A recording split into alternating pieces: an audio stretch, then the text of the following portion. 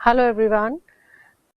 इस वीडियो के अंदर आज हम जिस टॉपिक के ऊपर डिस्कशन करेंगे वो है प्रीपोजिशन। तो पिछले वीडियो में भी हमने जो डिफरेंट प्रीपोजिशंस हैं उनको किस तरीके से यूज करना है उसके बारे में डिस्कस किया था। इस वीडियो के अंदर हम कुछ और प्रीपोजिशंस जो है उनके बारे में आज बात करेंगे।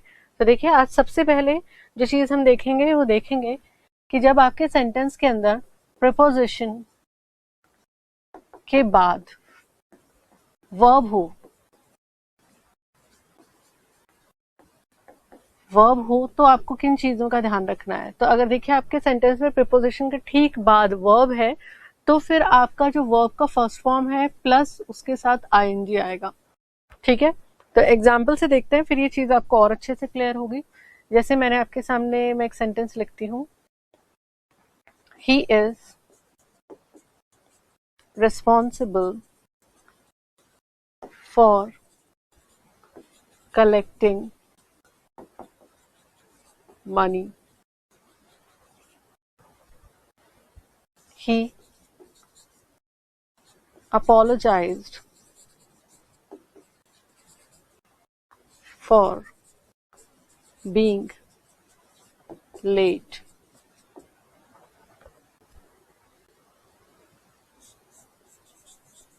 They are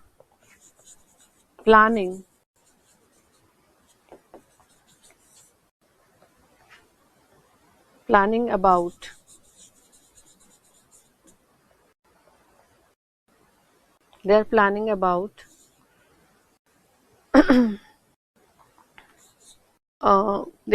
about outing.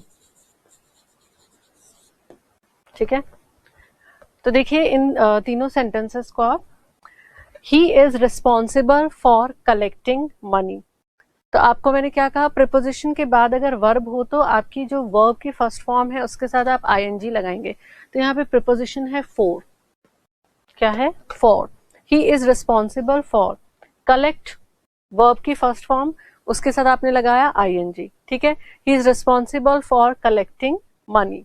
अगला सेंटेंस देखिए, ही अपोलोजाइज्ड फॉर, क्या है यहाँ पर, प्रीपोजिशन है।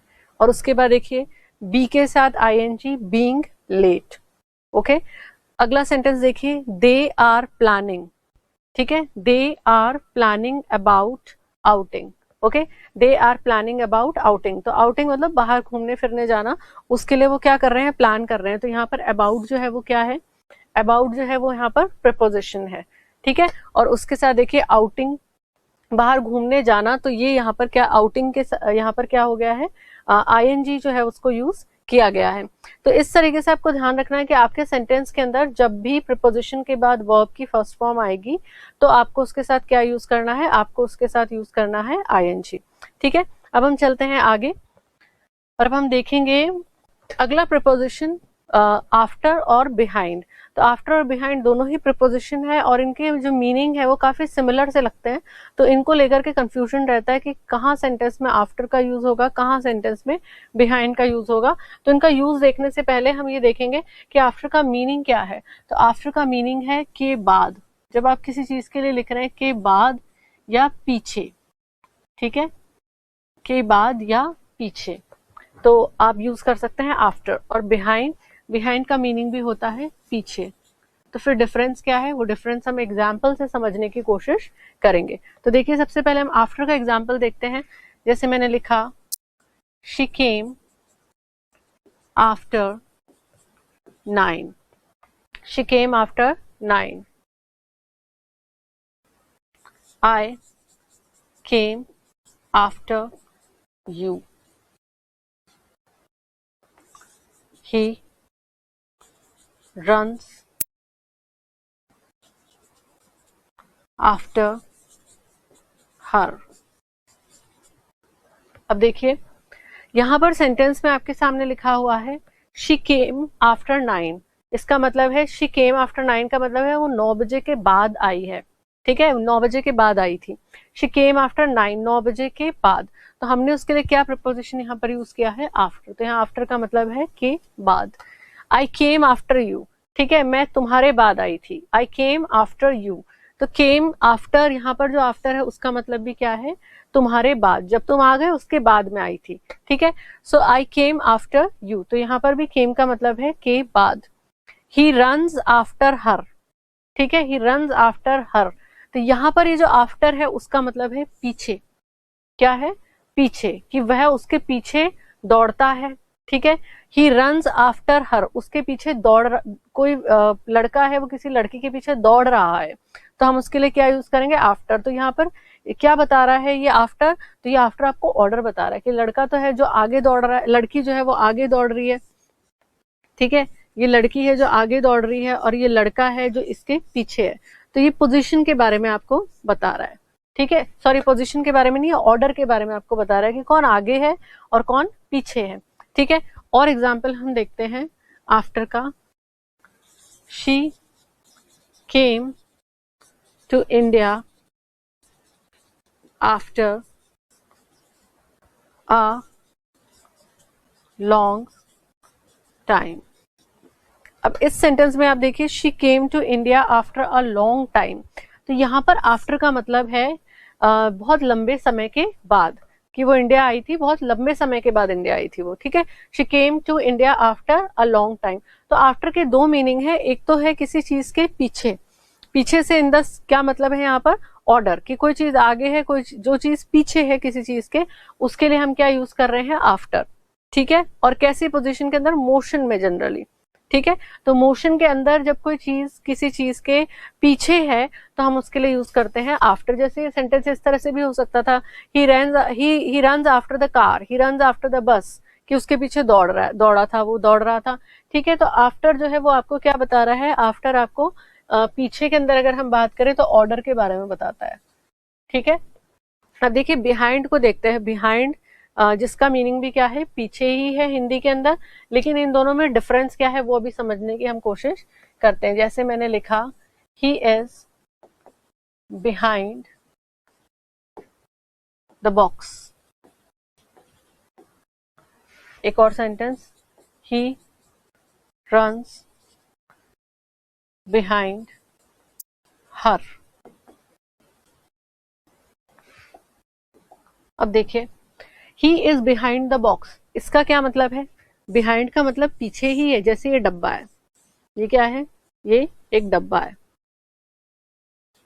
अब ये जो डब्बा है इसके पीछे एक व्यक्ति है, खड़ा है, उस डब्बे के पीछे है वो, तो हम उसके लिए क्या कह रहे हैं, he is behind the box, की वो डब्बे के पीछे है।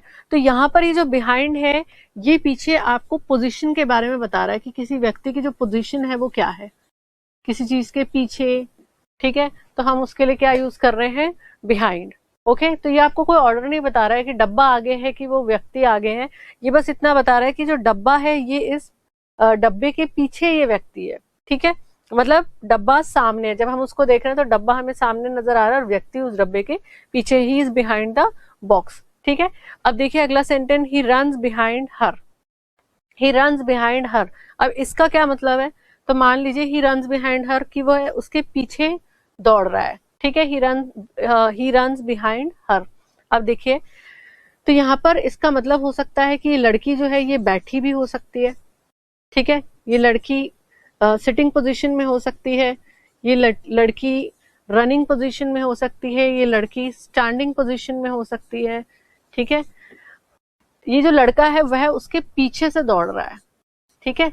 तो बिहाइंड का मतलब है पीछे से, एक तरह से देखा जाए तो बिहाइंड का मतलब क्या है, पीछे से।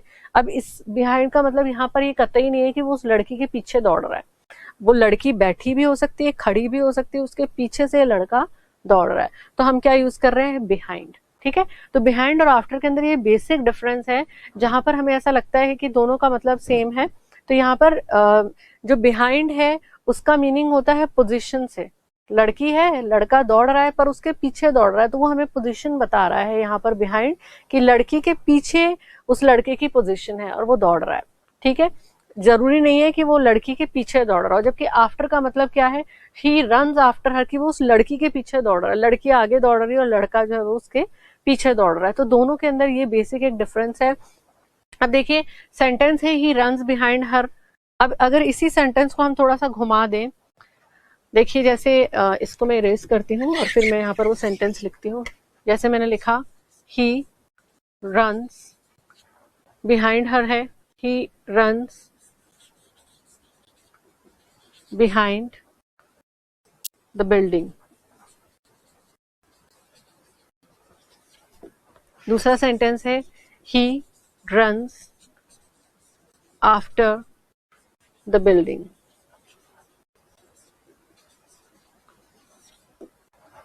अब देखिए he runs behind the building, इसका मतलब है कि ये बिल्डिंग है और इस बिल्डिंग के पीछे वो लड़का दौड़ रहा है जिसके बारे में हम बात कर रहे हैं, वो उस बिल्डिंग के पीछे से दौड़ रहा है। ठीक है, he runs after the building, इसका मतलब हो गया बिल्डिंग जो है उसके पीछे दौड़ रहा है। ठीक है, बिल्डिंग के पीछे दौड़ रहा है, तो बिल्डिंग के पीछे कैसे दौड़ सकता है? बिल्डिंग तो मूवेबल है ही नहीं, बिल्डिंग तो अपनी जगह पे ही स्थिर रहेगी, बिल्डिंग अपनी ही जगह पर रहेगी, तो बिल्डिंग के पीछे तो वो लड़का दौड़ सकता ही नहीं है, क्योंकि बिल्डिंग एक स्टेशनरी चीज है। ठीक है, तो इसीलिए ये चीज आपको ध्यान रखनी है कि बिहाइंड और आफ्टर जो है वो इंटरचेंजेबल नहीं है, दोनों के अंदर डिफरेंस है। हिंदी में जब हम इनके बारे में सोचते हैं तो हमें लगता है कि हाँ आफ्टर का मतलब भी पीछे है, बिहाइंड का मतलब भी पीछे है, लेकिन दोनों के अंदर ये एक बेसिक डिफरेंस है। और उसके अलावा हमने बात की थी आफ्टर जो है उसका एक मतलब है के बाद। ठीक है, तो ये चीज आपको ध्यान रखनी है। सेंटेंस को पढ़ करके आपको ये आइडिया लगाना है कि सेंटेंस में आफ्टर यूज होगा या बिहाइंड यूज होगा। जैसे कि हमने एक एग्जांपल देखा, किसी भी स्टेशनरी चीज के साथ आप आफ्टर अगर लगाएंगे तो आपका सेंटेंस जो है वो गलत हो सकता है, क्योंकि स्टेशनरी चीज के पीछे तो कोई दूसरी चीज दौड़ ही नहीं सकती, क्योंकि वो अपनी ही जगह पर स्टेबल रहेगी। ठीक है, अब इसके बाद हम आगे चलते हैं और देखते हैं अगला प्रपोजिशन। तो अब हम बात करेंगे मेड के बारे में। ठीक है, मेड के बारे में। तो देखिए मेड जो है इसके साथ यूजुअली आप दो तरीके के प्रपोजिशंस देख सकते हैं और उनको लेकर भी कंफ्यूजन जो है वो बना रहता है। एक तो है ऑफ और दूसरा है फ्रॉम। एक है ऑफ और दूसरा कौन सा है? फ्रॉम। अब कब मेड के साथ ऑफ यूज होगा, कब मेड के साथ फ्रॉम यूज होगा, उसके बारे में हम बात करते हैं। तो देखिए ऑफ जब भी यूज होता है, ऑफ मेड के साथ कब यूज होता है? जब कोई चीज किसी चीज से बनाई गई है और उसकी फॉर्म नहीं बदल रही है, उसका जो रूप है वो परिवर्तित पूरी तरीके से नहीं हो रहा है। ठीक है, जब फॉर्म चेंज ना हो, ठीक है, जब फॉर्म चेंज ना हो तो हम यूज करते हैं ऑफ। ठीक है, और जब फॉर्म चेंज हो जाए, क्या बदल गया है? रूप ही बदल गया है। जब फॉर्म चेंज हो जाए, जब फॉर्म चेंज हो तो हम यूज करेंगे फ्रॉम। तब हम क्या यूज करेंगे? फ्रॉम। देखिए कोई भी चीज है उससे कोई दूसरी चीज बनाई जा रही है, किसी पदार्थ से कोई दूसरी ऑब्जेक्ट को बनाया जा रहा है, तो नया ऑब्जेक्ट बनते समय अगर पुराना जो पेरेंट ऑब्जेक्ट है, जो मटेरियल है, वो पूरी तरीके से बदल जाता है तो फिर हम क्या यूज करेंगे? हम यूज करेंगे फ्रॉम। अगर पेरेंट ऑब्जेक्ट नहीं बदल रहा है, वैसे का वैसा ही मतलब रह रहा है, उसके अंदर कोई प्रॉपर्टीज के अंदर उसके गुणों में कोई बदलाव नहीं आ रहा है, तो हम यूज करेंगे ऑफ। सिंपल अगर हम टर्म्स के अंदर देखें, या आप इसको साइंस से रिलेट करके फिजिकल और केमिकल चेंज भी कह सकते हैं। अगर केमिकल चेंज हो रहा है तो आप लगाएंगे फ्रॉम मेड के साथ, और अगर फिजिकल चेंज ही आ रहा है तो आप यूज करेंगे ऑफ। एग्जाम्पल देखिए, जैसे मैंने कहा the table is made up of wood. Okay, अगला सेंटेंस देखिए, the bag is made up of leather. ठीक है, दोनों ही सेंटेंस को देखिए, the table is made up of would, the table is made up of wood. तो यहाँ पर हम बात कर रहे हैं टेबल की, जो किससे बनी है? लकड़ी से बनी है। तो आप लकड़ी से कोई टेबल आप देखते हैं बनी हुई, तो वो जो टेबल है उसमें वो लकड़ी ही रहेगी। ठीक है, उसके अंदर कोई केमिकल प्रॉपर्टी में तो ऐसा कोई चेंज आएगा नहीं, ऐसा तो है नहीं लकड़ी से स्टील बन जाएगा। तो ऐसे जो भी चेंजेस होते हैं, ठीक है, जब भी कोई चीज दूसरी चीज से, किसी मटेरियल से बनाई जाती है और उसके अंदर कोई खास हम सिंपल लैंग्वेज में कहें केमिकल चेंज नहीं हो रहा है, जैसा पेरेंट ऑब्जेक्ट मटेरियल था जिसको बनाने के लिए आपने नए ऑब्जेक्ट को बनाने के लिए जिस मटेरियल को यूज किया वो वैसे का वैसा ही है, तो फिर आप क्या करोगे, आप यूज करोगे ऑफ। जैसे एग्जाम्पल है the table is made up of would. अगला एग्जाम्पल देखिए the bag is made up of leather. The bag is made up of leather. तो इस सेंटेंस के अंदर जो बैग है वो किससे बना हुआ है, लेदर से बना हुआ है, चमड़े से बैग बनाया जाता है। और जब चमड़े से बैग बनाया जाता है तो बैग का रूप ले लेता है चमड़ा, लेकिन वो रहता तो चमड़ा ही है। तो इसलिए यहाँ पर क्या यूज हुआ है, ऑफ यूज हुआ है। जैसे पहले सेंटेंस में हमने वुड के साथ क्या लगाया था, सॉरी ऑफ लगाया था। In the same way the bag is made of wood leather, ठीक है, the bag is made up of leather और the table is made up of wood. तो दोनों ही सेंटेंस के अंदर आप देखिए ऑफ लगा हुआ है, क्योंकि फॉर्म के अंदर कोई चेंज नहीं आ रहा है। अब यहाँ पर देखिए फ्रॉम का एग्जाम्पल देखिए, जैसे फ्रॉम के अंदर हम लिखते हैं एग्जाम्पल में curd is made from milk, curd is made from milk, ठीक है, curd is made from milk. अगला एग्जाम्पल देखिए, जैसे मैंने लिखा ice cream is made from sugar. अब देखिए curd is made from milk. अब जब दूध से दही बनाया जाता है तो फिर जब दही बनता है तो फिर वो दूध नहीं रहता है, उसमें केमिकल चेंजेस भी आ जाते हैं। क्या आ जाते हैं, केमिकल चेंजेस भी आ जाते हैं। तो curd is made from milk, तो आप क्या लगाएंगे, मेड के साथ फ्रॉम लगाएंगे।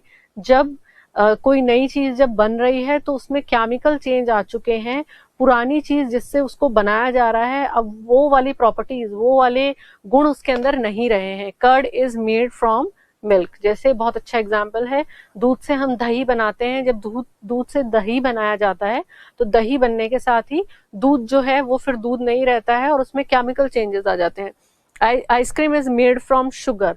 इसी तरीके से शुगर से जब आप आइसक्रीम बनाते हैं तो वो शुगर जो है उसके अंदर भी क्या होते हैं, चेंजेस आ जाते हैं, ठीक है। या शुगर से बेटर ये है कि हम यहाँ पे लिखें मिल्क, ठीक है, तो यहाँ पर हम लिखते हैं milk, milk. Ice cream is made from milk. तो आप दूध से जब आइसक्रीम बनाते हैं तो वो क्या होता है, पूरी तरीके से चेंज हो जाता है और फिर उससे वापस आप मिल्क नहीं बना सकते हैं, ठीक है। तो ice cream is made from milk. तो यहाँ पर भी क्या हो रहा है, फॉर्म जो है वो ऑब्जेक्ट की पूरी तरीके से चेंज हो रही है, ठीक है। तो आपको ये चीज याद रखनी है कि मेड के साथ ऑफ आप तब लगाएंगे जब फॉर्म के अंदर कोई बदलाव नहीं हो, नया ऑब्जेक्ट पुराने ऑब्जेक्ट से बन रहा है पर फॉर्म में कोई बदलाव नहीं हो रहा है, जैसा पुराना ऑब्जेक्ट था वही प्रॉपर्टीज उस पुराने ऑब्जेक्ट के अंदर है, नए ऑब्जेक्ट के अंदर है जैसी पुराने ऑब्जेक्ट में थी। फ्रॉम आप तब यूज करेंगे मेड के साथ जब ऑब्जेक्ट, नया वाला जो ऑब्जेक्ट बन रहा है उसकी प्रॉपर्टीज अलग हैं पुराने ऑब्जेक्ट से जिससे आपने उस नए ऑब्जेक्ट को बनाया है, ठीक है। तो फॉर्म में जब चेंज हो, उसके गुणों में जब चेंज आ जाए तो हम यूज करते हैं फ्रॉम, ठीक है। अब हम आगे चलते हैं। अब इसके बाद हम बात करेंगे मैरी, ठीक है। मैरी विवाह जिसे हम बोलते हैं, उसके साथ किस तरीके से आप जो प्रपोजिशन है उसको यूज करेंगे। तो मैरी जो है, अगर मैरी वर्ड का यूज एक्टिव वॉइस वाले सेंटेंसेस में हो, ठीक है, एक्टिव वॉइस वाले सेंटेंसेस के अंदर हो तो आप मैरी के साथ क्या नहीं यूज करेंगे, कोई भी प्रपोजिशन आप यूज नहीं करेंगे, no preposition. Active voice passive voice अलग से एक पूरा टॉपिक है जहां पे हम डिटेल में इसके बारे में डिस्कशन करेंगे। नो प्रपोजिशन आएगा अगर सेंटेंस एक्टिव वॉइस में है और उसमें क्या लिखा हुआ है, उसमें लिखा हुआ है मैरी, ठीक है। जब मैरी वर्ड जो है वो पैसिव वॉइस के अंदर है तो फिर आप उसके साथ टू प्रपोजिशन लगाएंगे, ये चीज आपको ध्यान रखनी है। एक्टिव वॉइस के अंदर मैरी के साथ कोई प्रपोजिशन नहीं आएगा, पैसिव वॉइस के अंदर मैरी जो है उसके साथ टू प्रपोजिशन आएगा। एग्जाम्पल देखिए, जैसे मैंने लिखा राहुल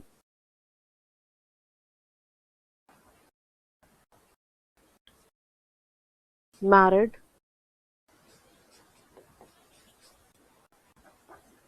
टू रिया, ठीक है। दूसरा सेंटेंस देखिए,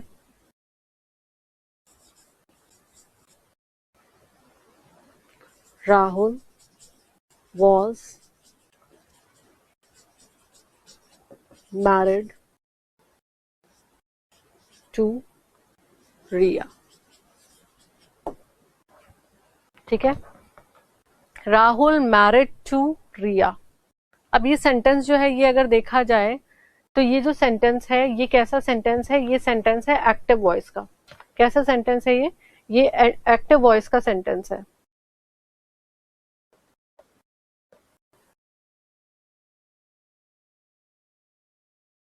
ठीक है, अब ये एक्टिव वॉइस के अंदर है ये सेंटेंस, तो इसके साथ हम क्या यूज नहीं करेंगे? इसके साथ हम यूज नहीं करेंगे टू। क्या नहीं यूज करेंगे? टू यूज नहीं होगा। दूसरा सेंटेंस आप देख रहे हैं, राहुल वॉज मैरिड टू रिया, तो ये यहाँ पर सही है। ठीक है, तो जब भी आपके सेंटेंस के अंदर मैरी जो वर्ड है उसको आप एक्टिव वॉइस वाले सेंटेंस में देख रहे हैं तो उसके साथ कोई प्रिपोजिशन नहीं आएगा। राहुल मैरिड रिया, ये करेक्ट है। ठीक है, जब ये पैसिव वॉइस में कन्वर्ट हो गया है, राहुल वॉज मैरिड टू रिया, फिर टू आएगा। ठीक है, तो ये चीज आपको ध्यान रखनी है मैरी के केस के अंदर। अब हम आगे चलते हैं, अब हम बात करेंगे नीड के बारे में। तो नीड जो है इसके साथ भी अलग अलग प्रिपोजिशंस यूज होते हैं। कब होते हैं, किन कंडीशन में होते हैं, उनके बारे में अब हम बात करेंगे। तो देखिए, एक जगह तो आपको नीड के साथ देखने को मिलेगा ऑफ, कुछ सेंटेंसेस में आपको नीड के साथ देखने को मिलेगा फॉर। ठीक है, तो नीड के साथ ऑफ कब आएगा, नीड के साथ फॉर कब आएगा, उसके बारे में हम बात करते हैं अब।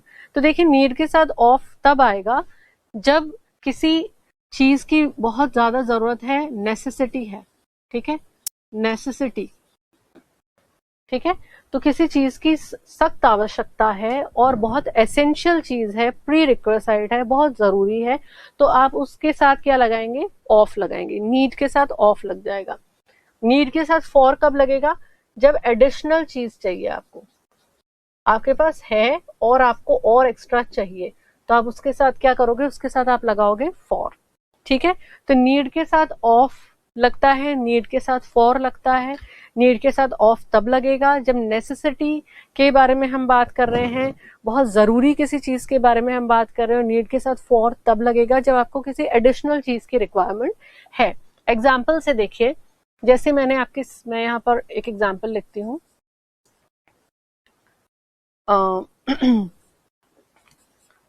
The migrant workers are in need of food। ठीक है, सेंटेंस देखिए, यहां पर मैंने सेंटेंस में लिखा है the migrant workers are in need of food. ठीक है, अभी जब लॉकडाउन लगा था, हम सभी न्यूज के अंदर ये चीज देख रहे थे, जिस समय लॉकडाउन लगा था तो थोड़ा बहुत जल्दी में लगा, अनप्लान तरीके से लगा, तो सबसे ज्यादा जो सफरर्स थे, जिन्होंने सबसे ज्यादा उस लॉकडाउन की वजह से, अचानक से लगने वाले लॉकडाउन की वजह से तकलीफें जिन्होंने देखी, जो सबसे ज्यादा परेशान हुए, वो कौन से थे? प्रवासी मजदूर, जो माइग्रेंट वर्कर्स थे, जिन्होंने डिसाइड किया कि अब कोई मोड ऑफ ट्रांसपोर्ट नहीं था तो हम पैदल ही चलेंगे, तो उनके साथ खाने को लेके बहुत ज्यादा समस्या थी। तो फूड क्या है? नेसेसिटी है, बहुत जरूरी है। तो यहाँ पर सेंटेंस देखिए, that migrant workers are in need of food. Need of, need के साथ हमने क्या लगा दिया?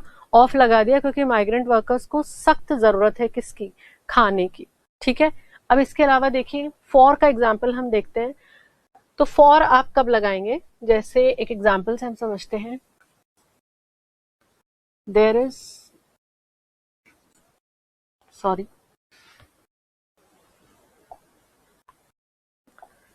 Is no need for further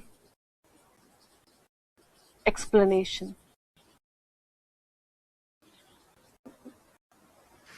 अब देखो, there is no need for further explanation, sentence से हमें समझ में आ रहा है क्या कहा जा रहा है? There is no need for, extra मतलब और ज्यादा, फर्दर और ज्यादा एक्सप्लेनेशन की जरूरत नहीं है। इसका मतलब एक्सप्लेनेशन दिया गया है, स्पष्टीकरण दिया गया है, और अब उससे ज्यादा स्पष्टीकरण की, एडिशनल स्पष्टीकरण की जरूरत नहीं है। तो यहाँ पर नीड के साथ क्या लगा हुआ है?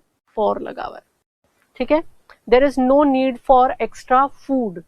एक्स्ट्रा से क्या समझ में आ रहा है हमें कि अब पहले आपके पास ऑलरेडी खाना है तो एडिशनल आपको खाने की जरूरत नहीं है। तो जब भी एडिशनल आपके सेंटेंस में लिखा हुआ हो, एडिशनल चीज के बारे में आपको पता चल रहा है, तो आप नीड के साथ क्या लगाएंगे, फॉर लगाएंगे। जैसे यहाँ लिखा हुआ है there is no need for further explanation, there is no need for further advice, there is no need for further suggestion.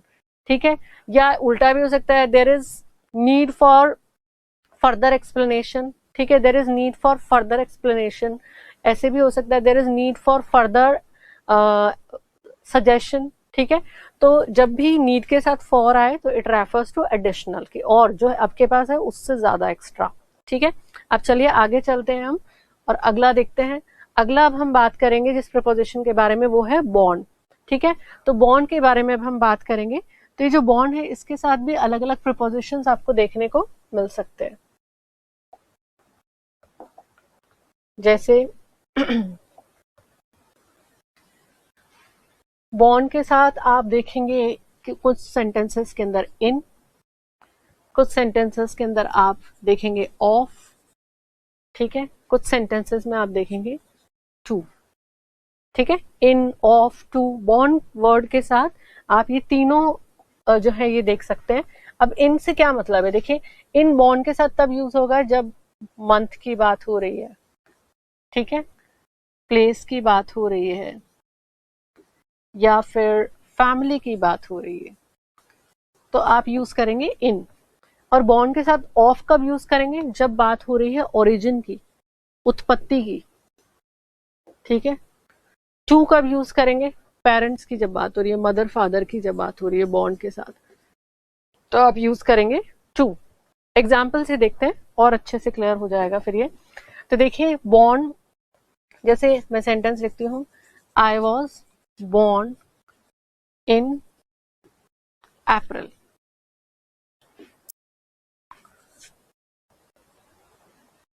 She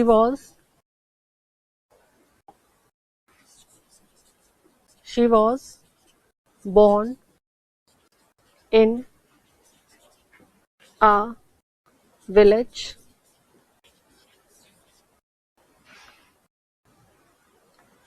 she was born in a rich family.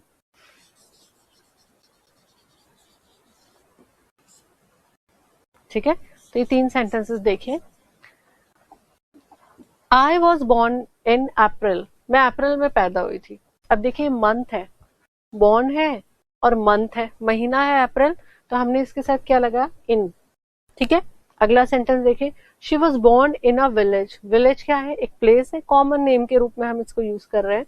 और क्योंकि जन्म का जो स्थान है उसको एम्फेसिस भी देना पड़ता है। ठीक है, तो I was born in a village और she was born in a village, तो यहाँ पर बर्थ प्लेस के बारे में हम बात कर रहे हैं, तो उस पर एम्फेसाइज भी किया जाएगा। तो वैसे तो विलेज हालांकि छोटी जगह होती है, तो छोटे जो एरियाज होते हैं उनके साथ हम एट लगाते हैं, लेकिन यहाँ पर क्योंकि ये बर्थ प्लेस के बारे में बात हो रही है, जहां पर किसी का जन्म हुआ है उसके बारे में बात हो रही है, तो यहाँ पर क्या आएगा, इन आएगा। और विलेज को वैसे भी हम कॉमन नेम के रूप में यूज कर रहे हैं। She was born in a rich family, she was born in a rich family, कि वो एक पैसे वाले या समृद्ध परिवार के अंदर पैदा हुई थी। तो यहाँ पर आप देखिए, यहाँ पे रिच फैमिली के बारे में बात हो रही है, तो उसके साथ भी क्या आएगा, इन आएगा। ठीक है, उसके साथ भी क्या आ गया, यहाँ पर इन आ गया। तो आपके सेंटेंस में जब भी बॉन्ड के साथ मंथ, प्लेस या फिर फैमिली जो है ये आ रहा है, तो आप उसके साथ क्या लगाएंगे, इन लगाएंगे। अब हम बात करते हैं ऑफ के बारे में। ठीक है, now will talk about of. अब हम ऑफ को देखते हैं कि ऑफ कब आएगा। तो जैसा मैंने आपको कहा, ओरिजिन के बारे में जब बात हो रही है तो फिर आप ऑफ लगाएंगे। जैसे देखिए, misery is born of poverty। ठीक है, misery is born of poverty। तो हमने क्या लिखा है, मिजरी मतलब कष्ट। तो कष्ट जो है वो किससे पैदा हो रहा है, उनका ओरिजिन किसकी वजह से हो रहा है, गरीबी की वजह से। ठीक है, तो गरीबी जो है उसकी वजह से किसका जन्म हो रहा है, कष्टों का। So misery is born of poverty. तो यहाँ पर हम ओरिजिन के बारे में बात कर रहे हैं। तो जब आप ओरिजिन के बारे में बात कर रहे हो तो आप क्या लिखोगे, ऑफ लिखोगे। ठीक है, अब देखिए, अब हम बात करते हैं पेरेंट्स के बारे में। अब हम बात कर रहे हैं तो यहाँ पर किस तरह से सेंटेंस बनेगा, she was born to poor parents।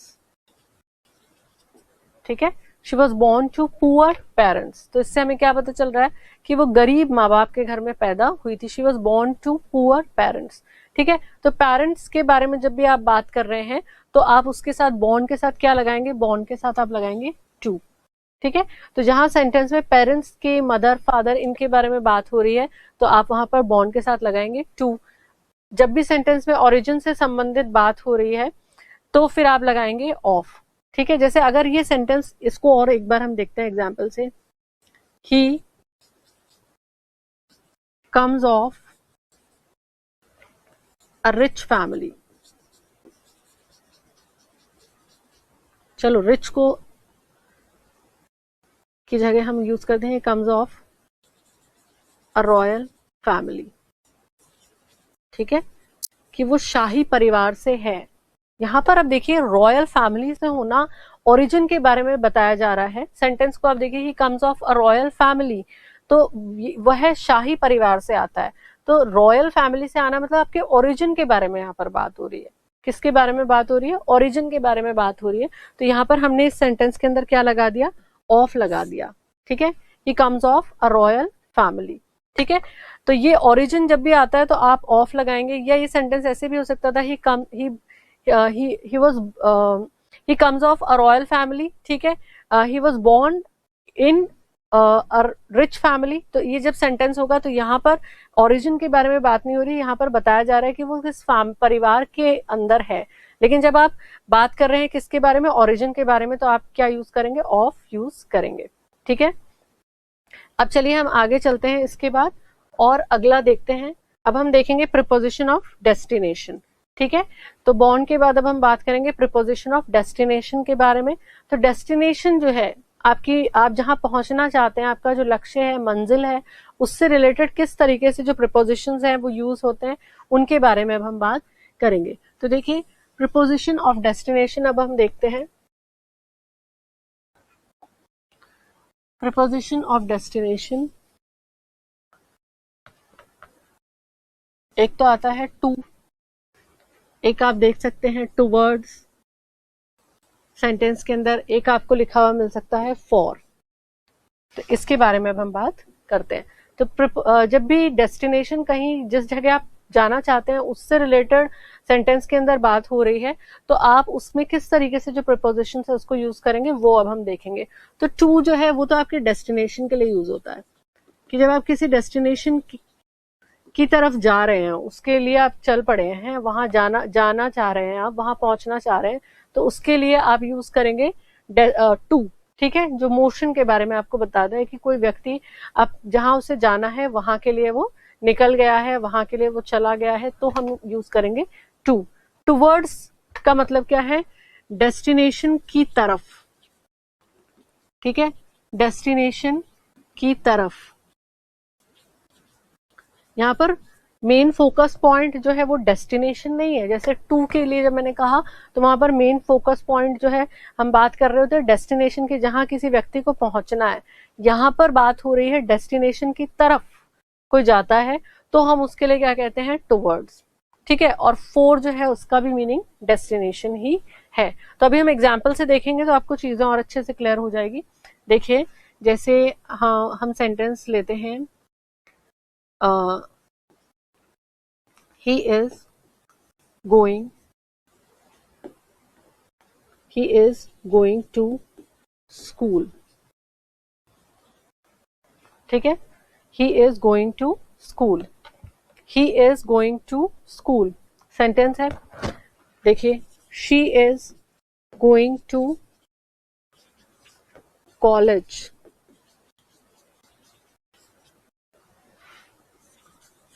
doctor is going towards hospital.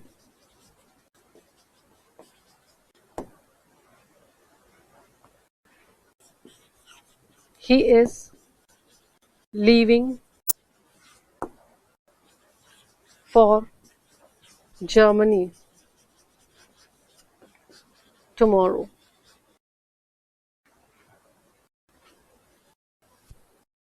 He is leaving for Germany tomorrow. Okay, he is leaving for Germany tomorrow. अब देखिए sentence, he is going to school. ठीक है, तो यहाँ पर पहला sentence हम देखते हैं, he is going to school. इसका मतलब क्या है कि वो स्कूल जा रहा है. ठीक है, अब यहाँ पर क्या है मेन फोकस, कि वो स्कूल जा रहा है. तो डेस्टिनेशन के बारे में बात हो रही है, तो हमने यहाँ पर क्या लगाया, टू लगाया. यहाँ पर आपका जो प्रीपोजिशन यूज हुआ है वो कौन सा हुआ है, टू यूज हुआ है. He is going to school. इस सेंटेंस से हमें समझ में आ रहा है कि वो जो है वो मोशन के अंदर है और वो किस तरफ जा रहा है, कहाँ जा रहा है, वो स्कूल जा रहा है. तो यहाँ पर इस सेंटेंस में हमने यूज किया टू. अगला सेंटेंस देखिए, she is going to college. वो कॉलेज जा रही है. ठीक है, तो कॉलेज जा रही है, डेस्टिनेशन पे जा रही है अपने, उसको कॉलेज जाना है तो वो कॉलेज जा रही है. तो इसके लिए भी यूज होगा to preposition. Doctor is going towards hospital. Hospital एक प्लेस है, एक स्थान है, और यहाँ पर हमने जो प्रीपोजिशन यूज किया है वो यूज किया है टूवर्ड्स. तो ये जो टूवर्ड्स है ये हमें क्या बता रहा है, डॉक्टर जो है वो हॉस्पिटल की तरफ जा रहा है. ठीक है, डॉक्टर जो है वो हॉस्पिटल की तरफ जा रहा है. I am going towards the market.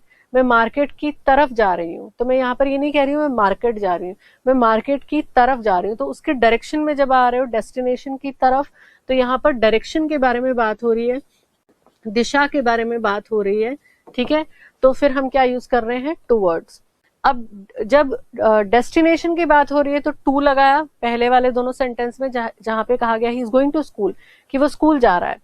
She is going to college, वो कॉलेज जा रही. तो डेस्टिनेशन के बारे में बात हुई तो हमने लगाया टू प्रीपोजिशन.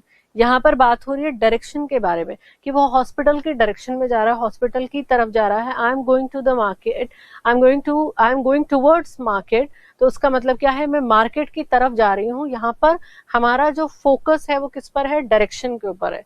तो जब डायरेक्शन के बारे में बात हो तो आप लगाएंगे टूवर्ड्स. किससे पहले, स्थान से पहले, प्लेस से पहले टूवर्ड्स आएगा.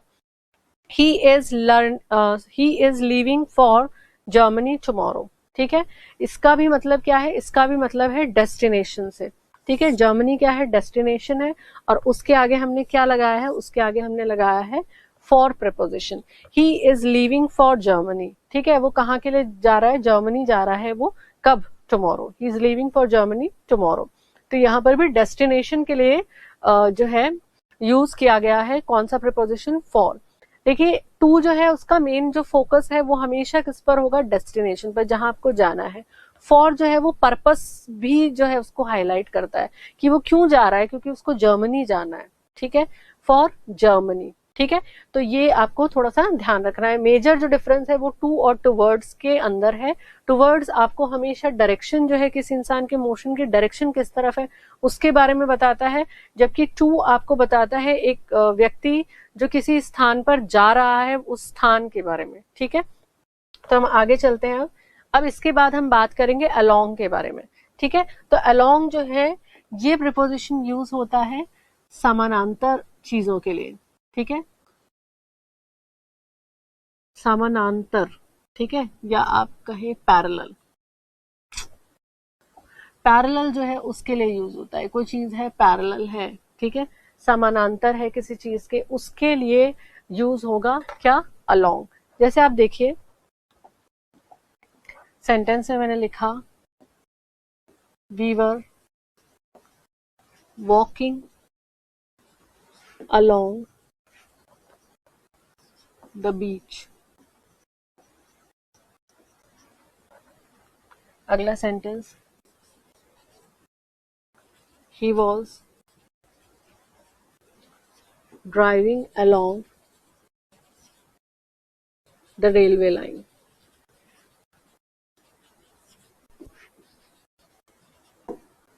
ठीक है, अब देखिए दोनों सेंटेंस में, तो यहाँ पर ये जो along है ये क्या बता रहा है, we were walking along the beach. Along the beach मतलब जैसे मान लीजिए ये बीच है, ये आपका बीच है और इसके बिल्कुल पैरेलल पैरेलल आप चल रहे हो ऐसे ऐसे, इसके बीच पर आप वॉक कर रहे हो, ठीक है, जैसे बीच बना हुआ उसके पैरेलल आप वॉक कर रहे हो, we were walking along the beach, तो उसके बिल्कुल समानांतर आप चल रहे हो, ठीक है। He was driving along the railway line, अब ये देखिए ऐसे रेलवे लाइन बनी हुई है, ये रेलवे लाइन बनी हुई है और इसके पैरेलल जैसे जैसे रेलवे लाइन बनी हुई है यहाँ पर कोई व्यक्ति गाड़ी चला रहा है, ठीक है। अब वो कार ड्राइव कर रहा है इस रेलवे लाइन के पैरेलल, तो हम उसके लिए भी क्या यूज करेंगे, अलोंग यूज करेंगे। तो अलोंग प्रीपोजिशन जो है उसका मीनिंग क्या है, अलोंग प्रीपोजिशन का मीनिंग है जब भी कोई चीज किसी के समानांतर चल रही है, ठीक है, तो हम उसमें क्या यूज करते हैं, हम उसमें यूज करते हैं अलोंग। अब अलोंग के बाद हम आगे चलते हैं, अब हम बात करेंगे होम के बारे में, ठीक है। तो होम के साथ भी जो डिफरेंट प्रीपोजिशन है वो यूज होते हैं, तो अब हम होम के बारे में बात करेंगे कि होम के साथ कब किस कंडीशन में कौन सा प्रीपोजिशन जो है वो यूज होगा। तो देखिए पहले हम देखते हैं होम जो है इसके साथ मान लीजिए वर्ब्स यूज हो रही हैं इससे पहले, होम से पहले, जैसे कि ब्रिंग, वेंट, अराइव, ठीक है, ब्रिंग, वेंट, अराइव, इस तरीके के जो वर्ब्स है वो आपके होम के साथ यूज हो रही है, तो आप इसके साथ कोई भी प्रपोजिशन जो है वो यूज नहीं करेंगे। तो ये चीज आपको याद रखनी है, आपका जो सेंटेंस है उसमें होम के साथ ब्रिंग, वेंट, अराइव, ये जो वर्ब्स हैं ये यूज होती हैं, तो फिर आप क्या नहीं यूज करेंगे, आप कोई भी प्रपोजिशन यूज नहीं करेंगे। तो मैं यहाँ पे लिखती हूँ नो प्रपोजिशन, ठीक है, किसी भी तरीके का प्रपोजिशन जो है इनके साथ नहीं आएगा। ब्रिंग, वेंट, अराइव, इसके अलावा देखिए रीच है, रीच है, ठीक है। तो ये जब भी आपके सेंटेंस में होम से पहले लिखा हुआ हो तो फिर आप कोई प्रपोजिशन यूज नहीं करेंगे। एग्जाम्पल और देख लेते हैं इसका, जैसे आपके सामने लिखा है he went to home by car, she went home by bus, ठीक है। तो देखिए वेंट आ गया यहाँ पर, है ना, यहाँ पे मैंने लिखा भी है वेंट है, यहाँ पे भी वेंट है। He went to home by car, home है और वेंट है, होम के आगे क्या वर्ब है, वेंट है, तो यहाँ पे ये जो टू है ये नहीं यूज होगा, टू को आपको क्या करना पड़ेगा, ड्रॉप करना पड़ेगा। She went home by bus, ठीक है। तो यहाँ पर ये जो सेंटेंस है ये करेक्ट है क्योंकि इसमें कहीं पर भी कोई प्रपोजिशन जो है वो यूज नहीं हो रहा है। तो इस चीज का आपको ध्यान रखना है कि जब भी ये इस तरीके के वर्ड्स है, ब्रिंग है, वेंट है, अराइव है, रीच है आपके सेंटेंस में, तो आप उसके साथ कोई भी प्रपोजिशन जो है उसको यूज नहीं करेंगे। अब मान लीजिए आपके सेंटेंस के अंदर फिर कोई भी प्रिपोजिशन होम के साथ कहां पर यूज होगा, तो आपके सेंटेंस में है पजेसिव डिटर्मिनर्स, क्या है, पजेसिव डिटर्मिनर्स है, होम से पहले पजेसिव डिटर्मिनर्स आ गए। पजेसिव डिटर्मिनर्स हमने डिटर्मिनर्स में देखा था, जैसे आपका हिज है, हर है, माय है, हिम है, ठीक है, हिज, हर, ये सब जो है ये क्या है, ये पजेसिव डिटर्मिनर्स है जिनके बारे में आप पहले पढ़ चुके हो। तो ये आ गए हैं किससे पहले, होम से पहले। पजेसिव डिटर्मिनर्स अगर आते हैं होम से पहले तो फिर आप क्या करोगे, तो आप यूज करोगे टू प्रिपोजिशन, क्या यूज होगा, आपका टू प्रिपोजिशन यूज होगा, ठीक है, टू प्रिपोजिशन यूज होगा। एक और चीज, होम से पहले अगर कोई नाउन आ जाता है, ठीक है, एस के साथ, नाउन आता है एस के साथ ऐसे, तो भी आप क्या करोगे, तो भी आप टू यूज करोगे, ठीक है। एग्जाम्पल देखो फिर आपको और अच्छे से क्लियर होगा। जैसे मैं लिखती हूँ, इन्हीं सेंटेंसेस को लेते हैं, he went to his home, ठीक है। दूसरा सेंटेंस लेते हैं, I am going to, I am going to Riyaz, I'm going to Riyaz home. देखिए दोनों सेंटेंस को देखो. He went to his home.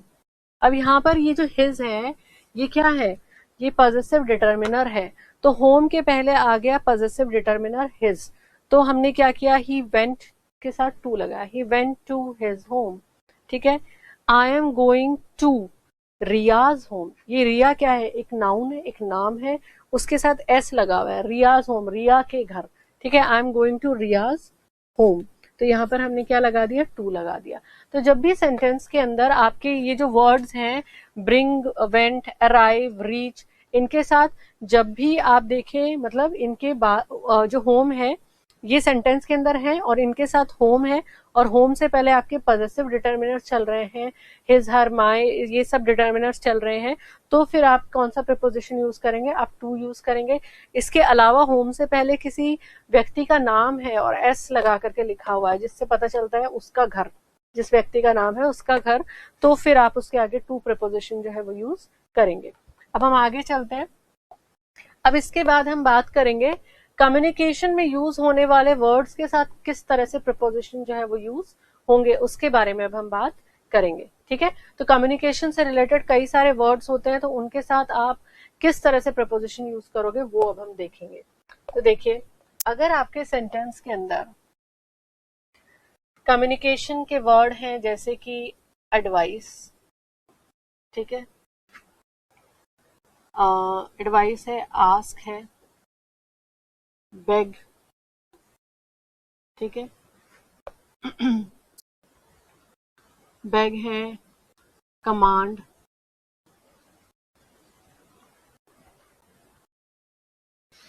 Encourage, ठीक है, और है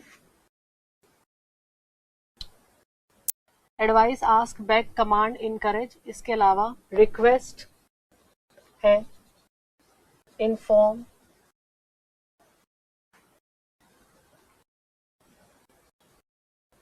ऑर्डर है. तो फिर आप कोई भी प्रीपोजिशन जो है वो यूज नहीं करेंगे. ठीक है. तो ये चीज आपको याद रखनी है, जब भी आपके सेंटेंस के अंदर advice, ask, beg, command, encourage, request, inform, order, ये वर्ड्स यूज हो रहे हैं और इनके बाद सीधा आ रहा है ऑब्जेक्ट, ठीक है, जिसके ऊपर एक्शन हो रहा है वो आ रहा है, तो फिर आप क्या नहीं यूज करेंगे, नो प्रीपोजिशन. इनके साथ कोई प्रीपोजिशन जो है वो यूज नहीं होगा. ठीक है. जैसे एग्जाम्पल देखिए और अच्छे से आपको क्लियर हो जाएगा. एग्जाम्पल मैंने आपके सामने लिखा, she advised him, she advised him to study well. दूसरा, she advised to him to study more. और देखिए, I informed to her about exam. She advised him to study well. She advised him to study well. अब देखिए इसके अंदर she advised him to study well. तो यहाँ पर इस सेंटेंस के अंदर advised है, ठीक है, यहाँ पर भी हमने लिखा है एडवाइस लिखा हुआ, शी एडवाइज्ड, ओके. हिम क्या है, ऑब्जेक्ट है ना. ये जो है लड़की किसको एडवाइस कर रही है, उस लड़के को एडवाइस कर रही है, शी एडवाइज्ड हिम, तो ऑब्जेक्ट है ये. ठीक है, ये ऑब्जेक्ट हो गया, शॉर्ट में मैं लिख देती हूँ. और ये एडवाइस जो है ये क्या है, ये आपका कम्युनिकेशन से संबंधित शब्द है जिसमें सलाह दे रही है वो. She advised him to study well. तो यहाँ पर मैंने आपको कहा टू जो है वो यूज नहीं होगा. ठीक है, सॉरी ये करेक्ट है, she advised him to study well. अगर यहाँ पर ये सेंटेंस जो सेकंड सेंटेंस है इसको देखिए, she advised to him to study more. अब देखो यहाँ पर भी एडवाइज्ड है, ऑब्जेक्ट है, और यहाँ पर क्या लिखा हुआ है, प्रीपोजिशन लिखा हुआ है, she advised to him to study more. तो ये टू यहाँ पर ड्रॉप हो जाएगा, टू यहाँ पर यूज नहीं होगा, प्रीपोजिशन टू का यूज नहीं होगा इस सेंटेंस के अंदर। पहला वाला जो सेंटेंस है वो करेक्ट है, she advised him to study well. लेकिन अगर आपने सेंटेंस में advised, inform, request, order, command, ask, beg, इनके बाद अगर आपने टू लगा दिया तो फिर आपका जो सेंटेंस है वो क्या हो जाएगा, गलत हो जाएगा। तो आपको टू जो है वो यहाँ पर ड्रॉप करना पड़ेगा। अगला सेंटेंस देखिए, I informed to her about exam. Informed है, ठीक है, हर ऑब्जेक्ट है, ठीक है, आई इन्फॉर्म्ड हर, आई इन्फॉर्म्ड हर होगा यहाँ पर, ये जो टू है ये ड्रॉप हो जाएगा, ठीक है, आई इन्फॉर्म्ड हर अबाउट एग्जाम। तो जब भी सेंटेंस में एडवाइस, आस्क, बेग, जैसे सेंटेंस हो गया आई बेग टू हर, तो वहां पे टू नहीं आएगा, आई बेग हर होगा, ठीक है। तो advice, ask, beg, command, encourage, request, inform, order, इनके बाद कोई प्रीपोजिशन जो है यूज नहीं होगा। ये तो एक ग्रुप ऑफ वर्ड्स है जिनके साथ हम कोई प्रीपोजिशन नहीं यूज कर रहे हैं और जो कम्युनिकेशन से रिलेटेड है। तो क्या कम्युनिकेशन से रिलेटेड कुछ ऐसे शब्द भी हैं जिनके साथ आप प्रीपोजिशन यूज करते हैं, तो उनको भी देख लेते हैं। तो देखिए, अगर आपके सेंटेंस में लिखा हुआ है से, suggest, speak, talk, write, read, इसके अलावा प्रपोज, रिप्लाई, एक्सप्लेन, कंप्लेन, तो आप क्या करेंगे? अगर आपके सेंटेंस के अंदर है से, suggest, speak, talk, write, read, propose, reply, explain, complain and these words are followed by object, तो फिर आप यूज करेंगे प्रीपोजिशन, ठीक है। कौन सा प्रीपोजिशन यूज करेंगे? तो आप यूज करेंगे टू। कौन सा प्रीपोजिशन यूज होगा? टू प्रीपोजिशन जो है वो यूज होगा। से, suggest, speak, talk, write, read, propose, reply, explain, complain अगर आपके सेंटेंस में आएगा। जैसे देखिए, she replied to me that she would help me, ठीक है, एक सेंटेंस ये हो गया। she explained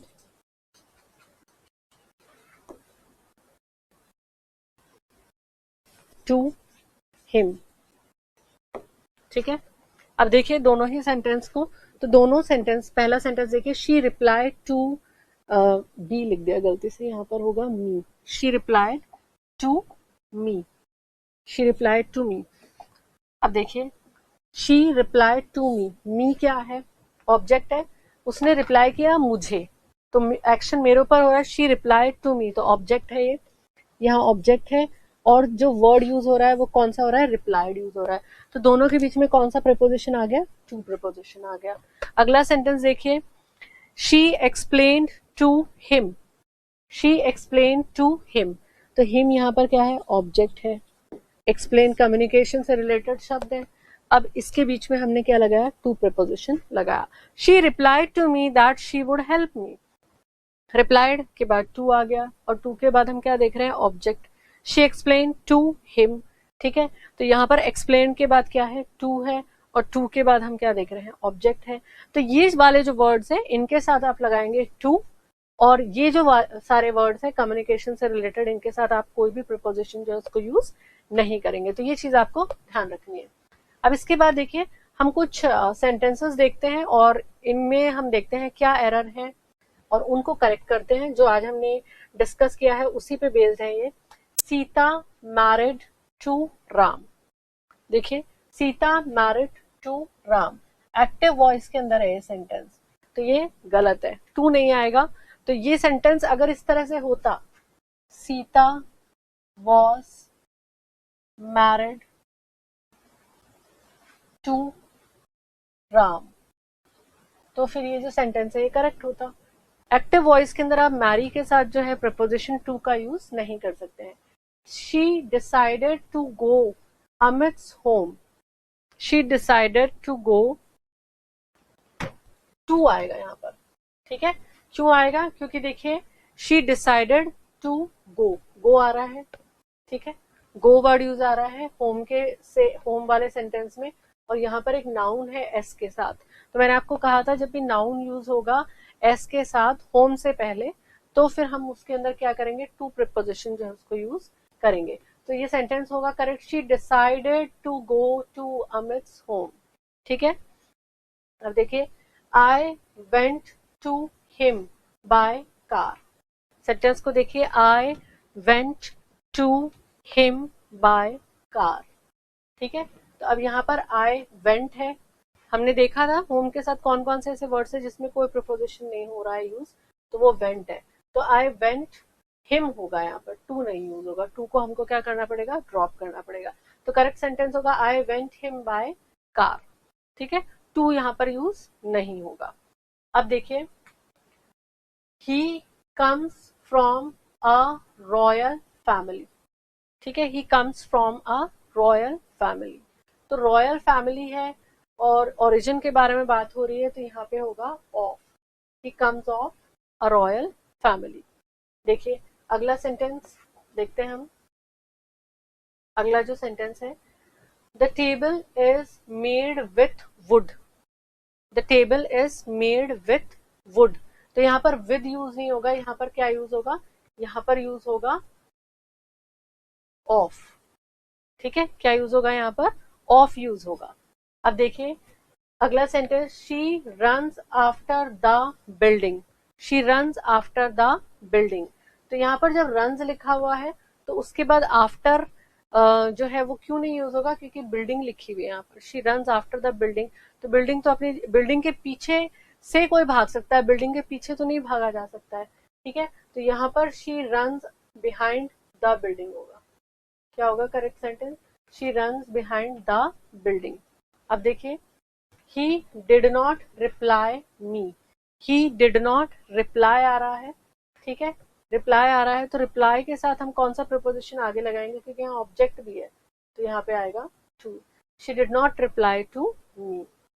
the poor man is in need for warm clothes। अब नीड के साथ यहाँ पर क्या लगा दिया, फॉर लगा दिया, ठीक है। तो जो पुअर है, जो गरीब है, उसको एडिशनल की क्या जरूरत है, गरीब से हमें पता चल रहा है कि उसके पास जो जरूरत की चीजें हैं वो ही नहीं होगी, इसलिए हम उसको क्या कह रहे हैं, पुअर कह रहे हैं। The poor man is in need, for cut जाएगा, यहाँ पे आएगा of, the poor man is in need of warm clothes, ठीक है। फिर अगला सेंटेंस देखिए, curd is made of milk. अब जो कर्ड है, क्या वो मिल्क से बना हुआ है, बिल्कुल बना हुआ है, पर जब कर्ड बनता है तो इज मेड ऑफ मिल्क, तो मिल्क से बनेगा, तो बिल्कुल बनेगा, ठीक है, तो ये करेक्ट है। Is that clear.